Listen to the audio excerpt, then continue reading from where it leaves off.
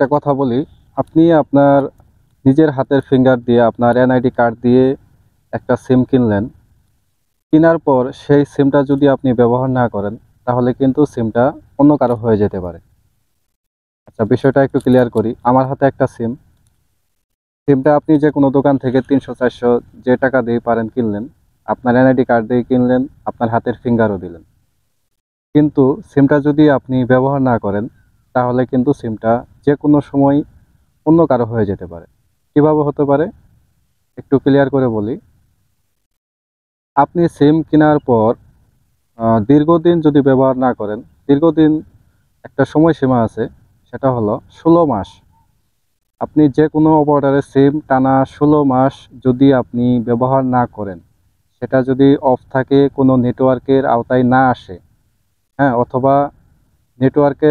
অথবা যদি আপনি রিচার্জ না করেন, সেক্ষেত্রে আপনার সিম বিটিআরসির নিয়ম অনুযায়ী সিমটা রিসাইকেল হয়ে যাবে।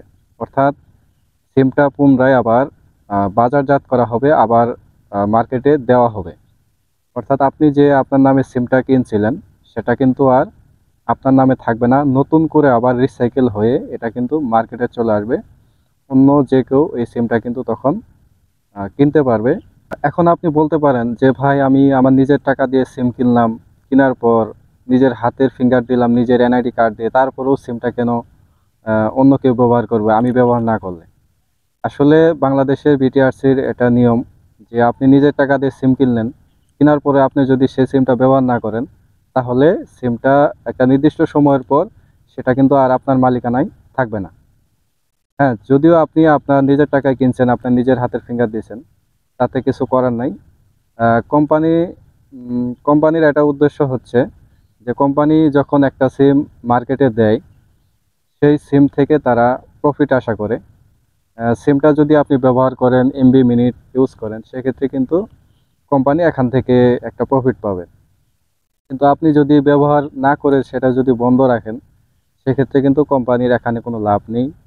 যার কারণে কোম্পানি দীর্ঘ ১৬ মাস দেখবে। ১৬ মাস দেখার পর যদি আপনি সেটা ব্যবহার না করেন, তাহলে বুঝিয়ে নিবে যে সিমটা আপনি হয়তো আর ব্যবহার করবেন না। যার কারণে কিন্তু তারা এই সিমটা নতুন করে আবার রিসাইকেল করে মার্কেটে দেয়। তো এখানে প্রশ্ন হচ্ছে, আপনারা অনেকে প্রশ্ন করতে পারেন যারা প্রবাসে থাকে, তারা এখানে কি করতে পারে? তো আপনারা এক কাজ করতে পারেন, আপনাদের যদি কোনো সিম থাকে, আপনারা যদি দেশের বাইরে চলে যান ৫ বছর ১০ বছরের জন্য, সেক্ষেত্রে আহ, রবি থেকে একটা প্যাকেজ পাওয়া যায় ৫ বছর মেয়াদি। সেই প্যাকেজটা যদি আপনারা কিনে রাখতে পারেন, তাহলে ৫ বছর পরও আপনার সিমের কিছু হবে না।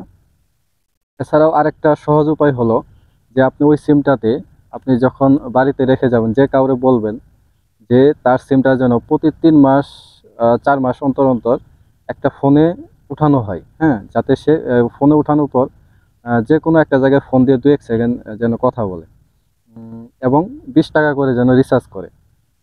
৬ মাস পর পর যদি ৬ মাস ৪ মাস পর পর যদি আপনি যে কোনো ফোনে যদি সিমটা উঠান, ২০ টাকা করে রিচার্জ করেন, সেক্ষেত্রে কিন্তু আপনি এভাবে কন্টিনিউ করলে আপনি যতদিন ইচ্ছা সিমটা রাখতে পারেন, সচল রাখতে পারেন।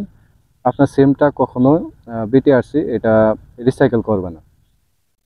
হ্যাঁ, আজকের মতো এই ভিডিওটা ভালো লাগলে অবশ্যই জানাবেন, আর যদি কোনো কিছু জানার থাকে অবশ্যই কমেন্ট করে জানাবেন।